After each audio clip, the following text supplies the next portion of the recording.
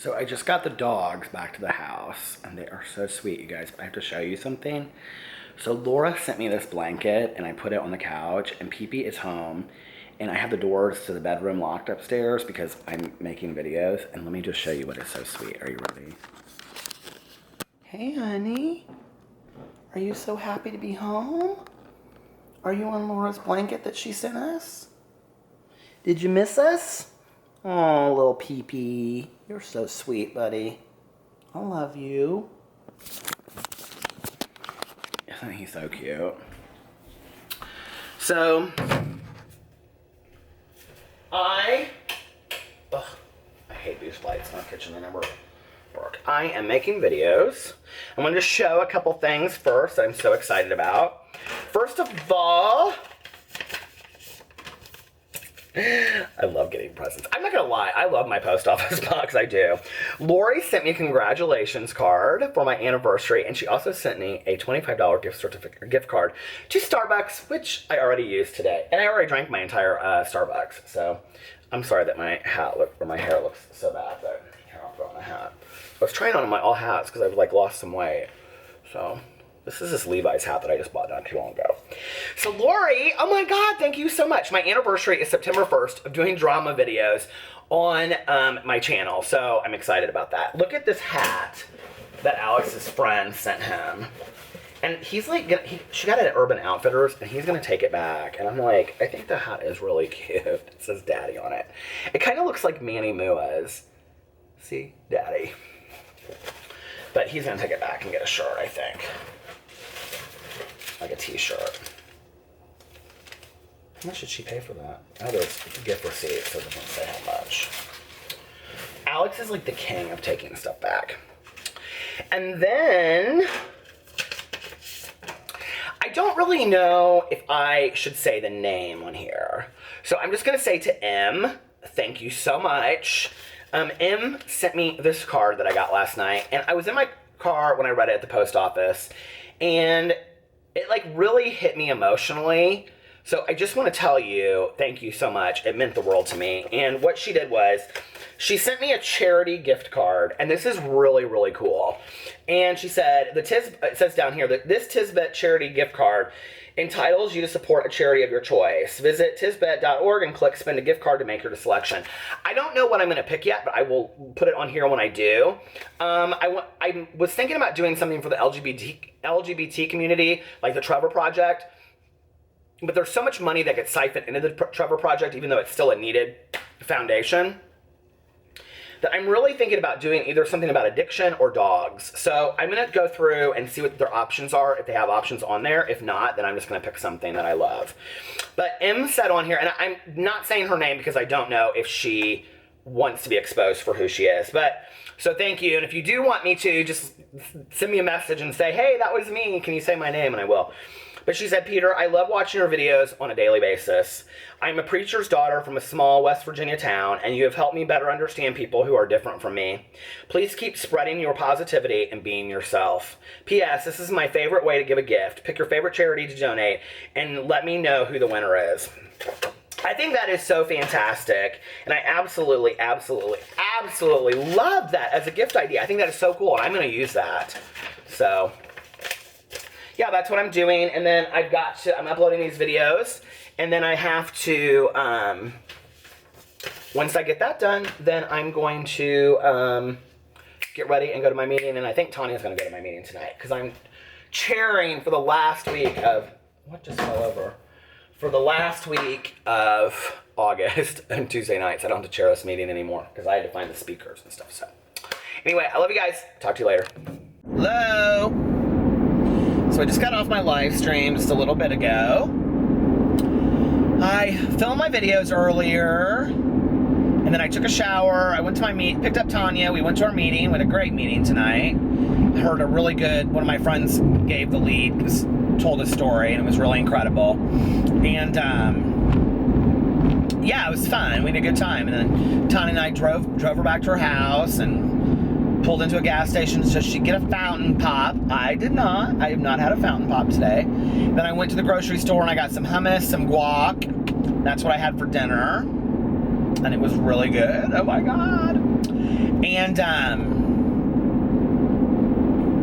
so I didn't really know that's kind of what I'd done today. That's about it. I didn't really know what I was going to talk about on here tonight, but somebody in my live stream said, you never talked about social anxiety on your vlog. And I was like, well, I've talked about it on here before, but I've had a lot of people recently request for me to talk about my social anxiety.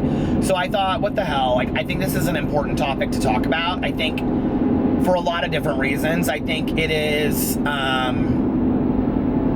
mental health issue that a lot of people don't take seriously. I also think that it is a mental health issue that affects more people out there than we know. And it's termed things like shyness, or it's overdiagnosed as Asperger's, and it's not.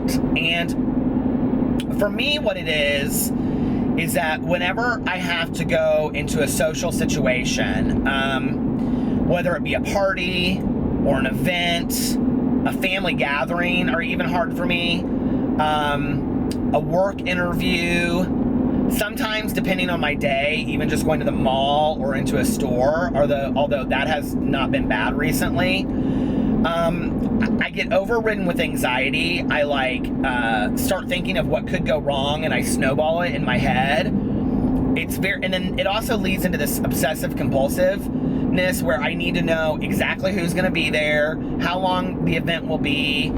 I need to have an exit plan always in my head, or I get very nervous. And what happens is the anxiety almost kind of turns into like panic mode.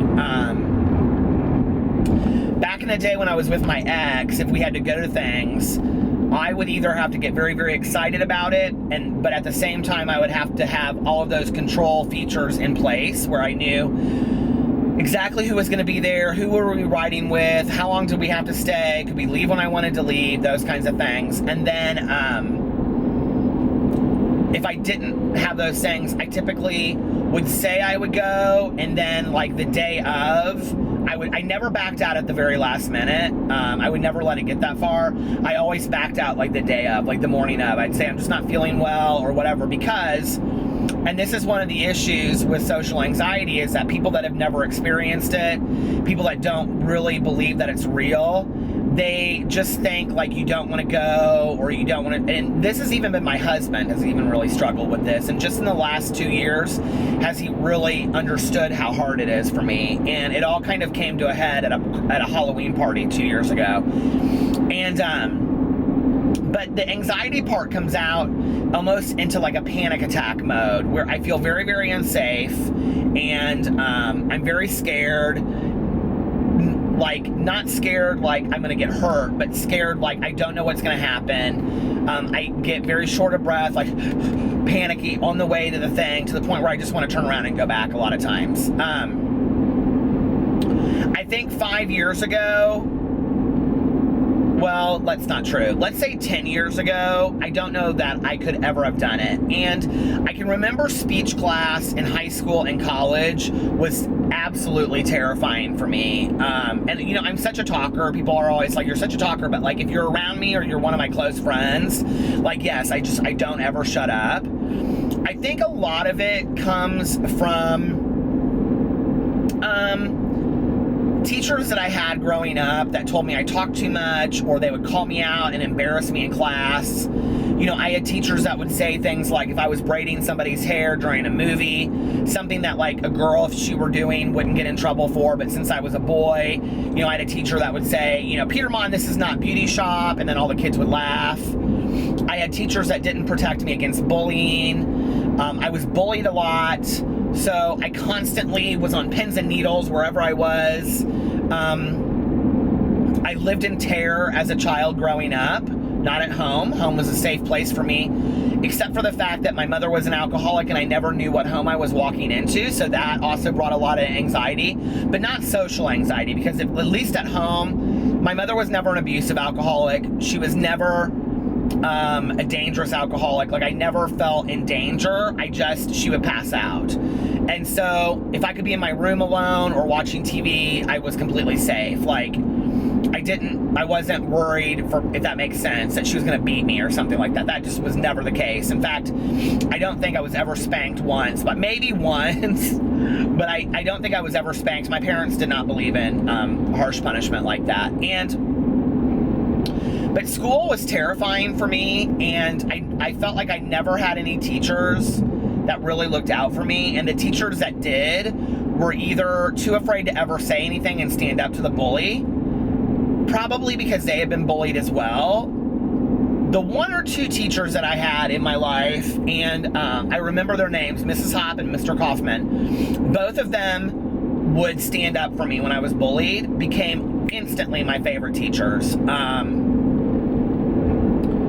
And so I'm not a big believer in not telling people when stuff goes on, because at least what they were doing for me was between the hours of 7 and 3, I was in a safe environment and when I was with them in school.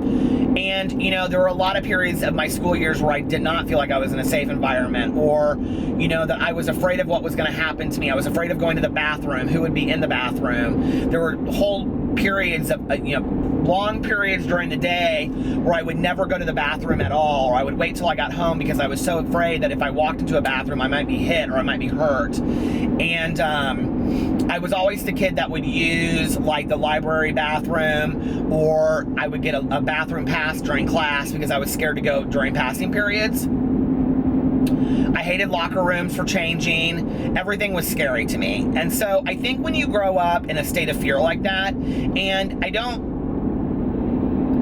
minimize it because it was totally a state of fear. And you never know what's going to happen to you next. Are you going to be slammed into a locker?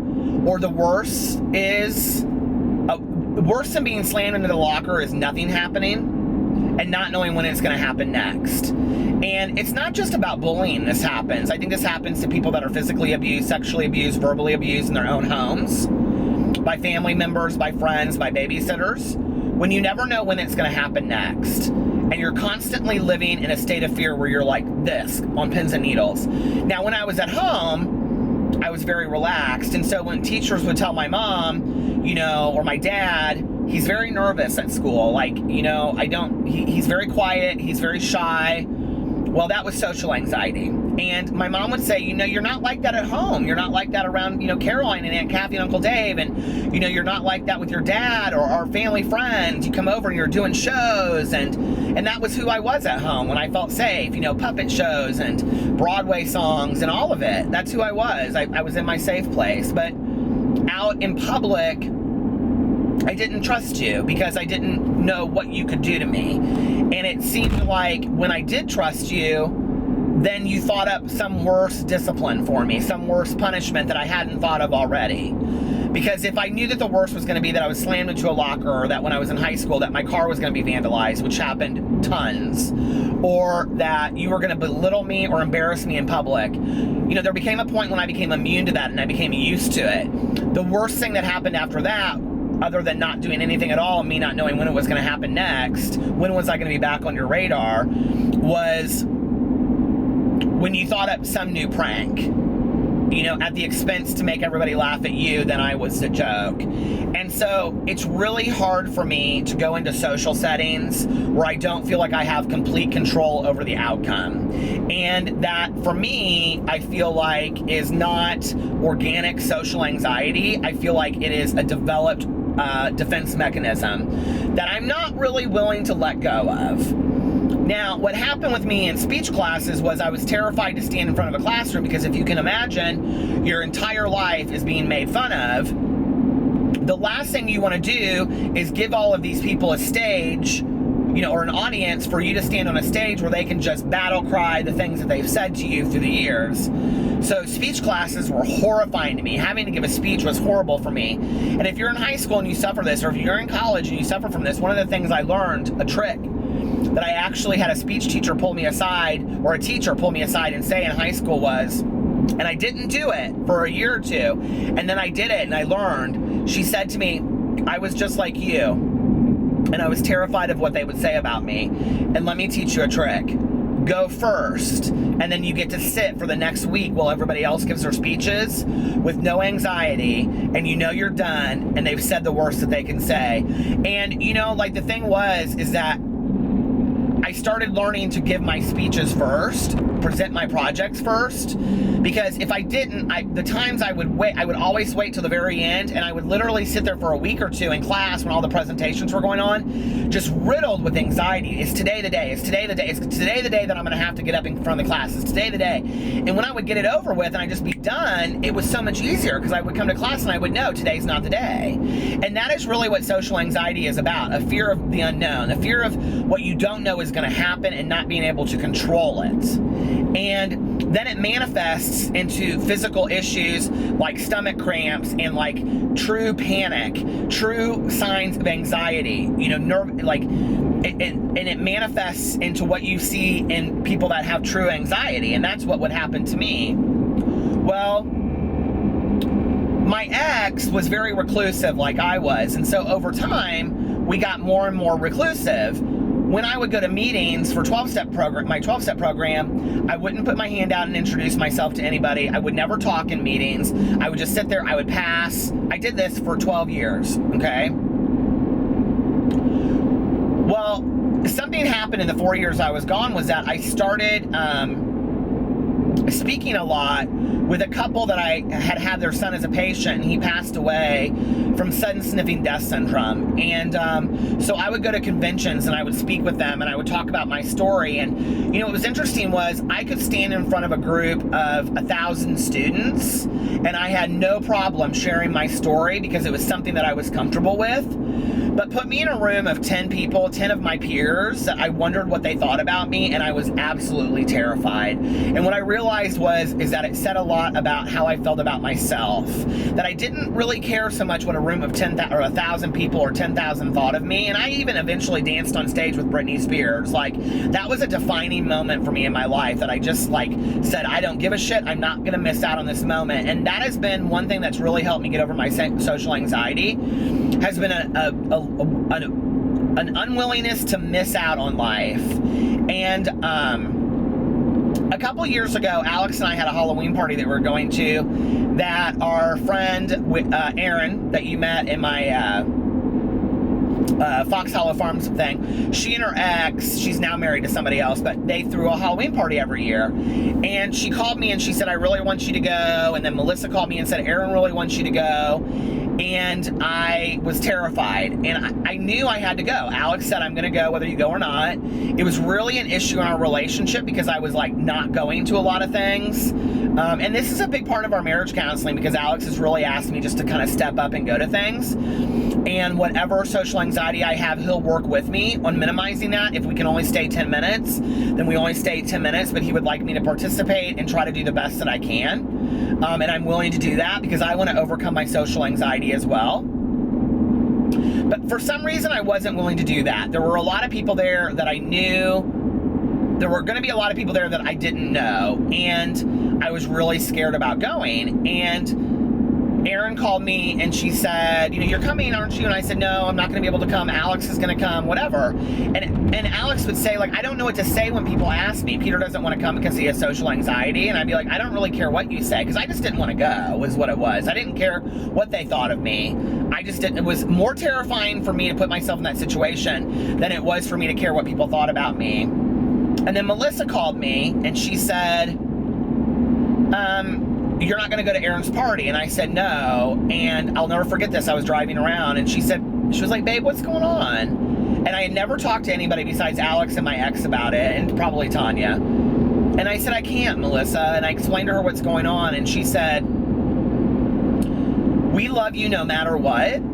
If you can't come, we totally understand. You know, we'll go out to dinner sometime this week because we want you to be included. You do what you need to do to take care of yourself. And it was the first time that I was able to tell somebody how I felt internally, and they didn't question it. They didn't say, oh, it's not true, blah, blah, blah, whatever. You know, and it was like in that moment, like Alex started looking at it completely differently. He read some articles about social anxiety and saw that it was a very real thing because he totally does not suffer from social anxiety. And I think that when people don't suffer from it, it's really hard for them to wrap their heads around it, you know, and be like, oh yeah, somebody really has it.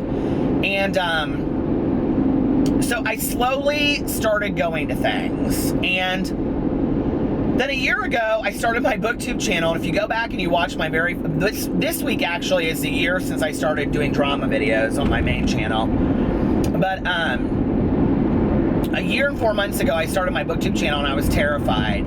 But I remember I thought to myself, I'm not, like when my mom passed away, I didn't want to miss out on things in life that were important to me. And so I said, screw it, this is important to me, I want to do it. And I filmed it and I put it up, and I didn't read the comments for like a day. And then I read the comments, and people were really nice. The 2 to 5 comments that I got, I think I got like 30 views in that video the first, whatever month it was up. And I really realized how comfortable it was for me to sit in front of a camera and talk. It just didn't feel to me like I was talking to anybody at first. Now it does. When I do my vlogs, I like see certain of you out there, and it feels safe. You guys make me feel safe. And even when you are critical, it's from a point of love. Like 99% of you out there. Every once in a while I get the random comment that I'm like, what's this about? But even the comments that are harsh don't really bother me the way they did before, because I know that they don't know me. And when I was bullied in high school a lot or growing up, I was bullied by people that knew me. And that's really hard, is when you're bullied by people that have known you for a long time, The other thing is that when I came back in from not having gone to meetings for 4 years, and I started going back to meetings, I heard somebody in a lead, and a lead is telling their story, and I used to listen to all these leads on, there's a website called xspeakers.org, xaspeakers.org, and it has AA, NA, CA, OA, GA, Al-Anon, Alateen. It has every lead, every speaker that you can imagine, every different kind. It's free. You can download them and listen to them. I used to listen to them all the time. I haven't in a while, but I absolutely love them. And so if you want to hear some stories of some people that with addiction issues, xa-speakers.org.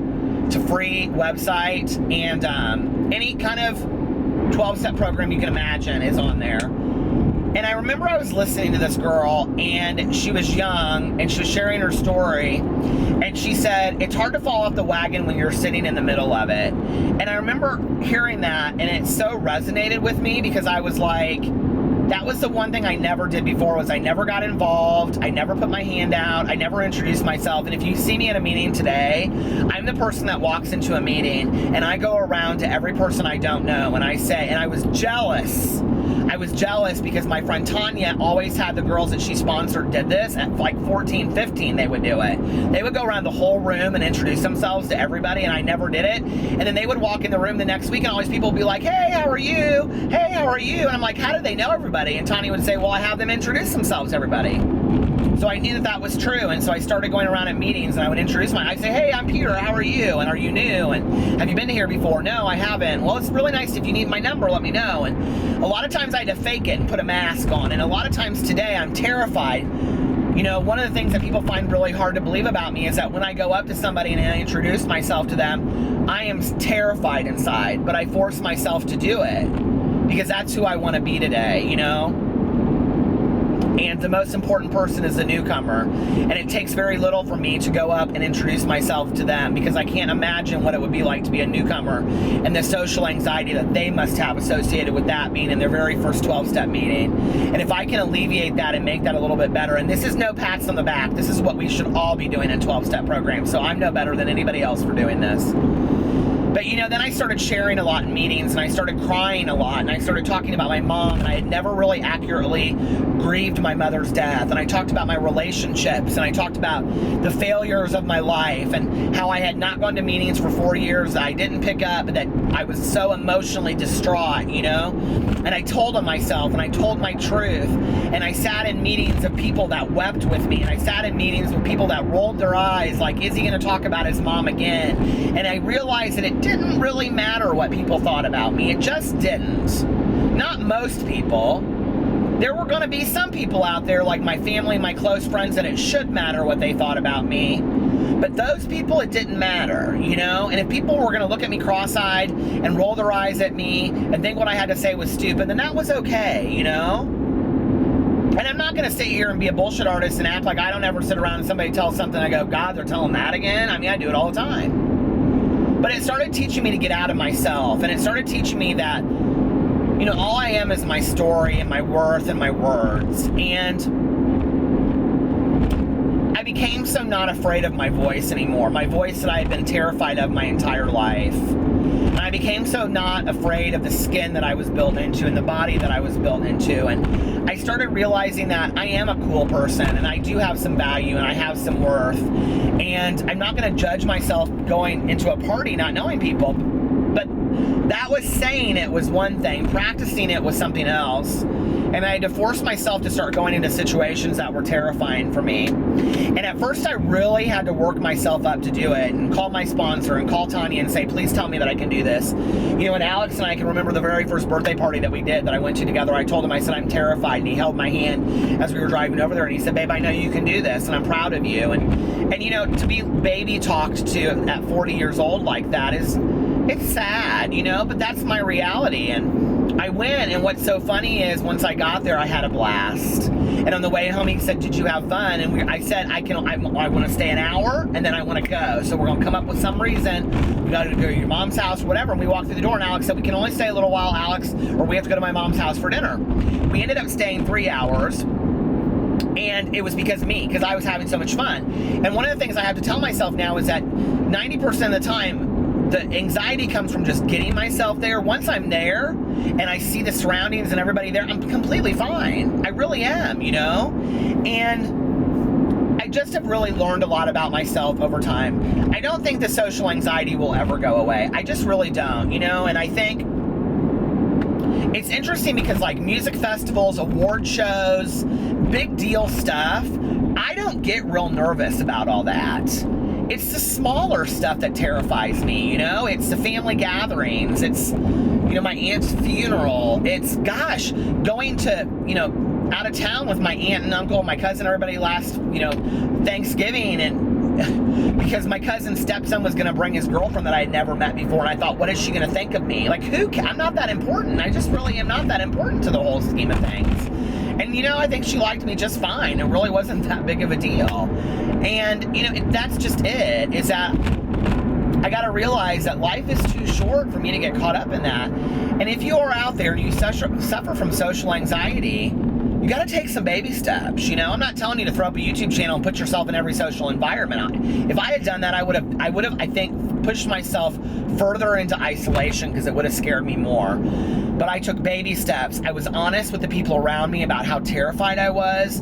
Alex has been so truly a gentleman, kind and caring and compassionate with helping me through those situations. And when there are some that I say I can't do it, he respects that now and he knows not to push me because I'm willing to try on a lot of them. And my life has opened up and I've met a lot of new people. You know, a lot of times I have to fake it. I have to find that mask and put it on and be like, baby, you better just suit up and show up. And a lot of times when I suit up and I show up, I surprise myself, you know. I had to run the coffee shop at the 12-step club that I go to a lot of times. And because my sponsor asked me to because he was going to be out of town. And I was terrified to do it because I was like, I don't know who I'm going to... I was there 2 minutes and the damn phone rang. And I'm like, you know, hello, the club. And people are, I mean, and I just was like, I didn't know, I was so, like, oh, so over. And I thought, and when I left it, you know what I thought? I was so proud of myself. At 45 years old, I was like, you ran a damn coffee shop for an hour. I mean, come on now, Peter, that is not that big of a deal. But I was proud of that, you know? The first birthday party, the first huge party I went to, I was so proud of myself, you know? I was like, you did it, you made it. And it was no big deal. And it's all in your head, Peter, you know? If you have a situation, you have social anxiety, and you're going to go into it, tell yourself you can do it. Hear me say to you, you are worth going to this party and not missing out on life. You are worth going to this family gathering and not missing out. Give yourself an exit plan so that you can leave whenever you want. Give yourself one person that you're going to know there if that it feels safe to you, because all you need is one person. And if it's too much at that last second, you just say, I'm not going. I'll do it next time, but I'm not going right now, you know? You'll be able to do it. Social anxiety is no joke. It is some serious shit. But you can work through it. You really can. And if you have some very, very real anxiety, go see a psychiatrist. You know, you may need some kind of medication that will help you in situations like that. I choose not to go that route, but there are a lot of people that need that. Organically and medically, they need it. I'm not the one to call that shot. I'm not a psychiatrist or a doctor, and I don't claim to be. You know, and thankfully I'm not the kind of person that needs that, but there are a lot of people that need that just to get to go to work, you know?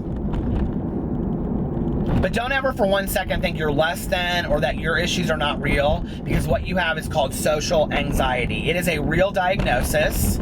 Doctors respect it, and it is a real thing. And we need to start talking about it more. We need to start talking about it one-on-one or one-to-one to each other and sharing our stories so we can get through that. And there's a lot of forums, there's a lot of support groups out there for people that have social anxiety, which is kind of funny, isn't it? That there's 12-step programs for that, but they're not 12-step programs, but there's support groups for that, but there are. So, you know, like, try a little bit every day, pushing yourself into a more social situation. And eventually one day you'll be like, I can do this. I'm proud of myself. I made it, you know? And I'm not there yet, but I'd say I'm 60% of the way there. And I'm just not willing to miss out on life at the expense of my fear. I'm just not, you know? Because fear stands for fuck everything and run. And I ain't running, baby, not today. So I hope that helps you guys a little bit. I'll talk more about it on here as it goes, and maybe you guys can learn a little bit more about my social anxiety and share your experiences as well. I love you guys. Let me know what else you want me to talk about. Put it in the comment section below, and I will talk to you tomorrow.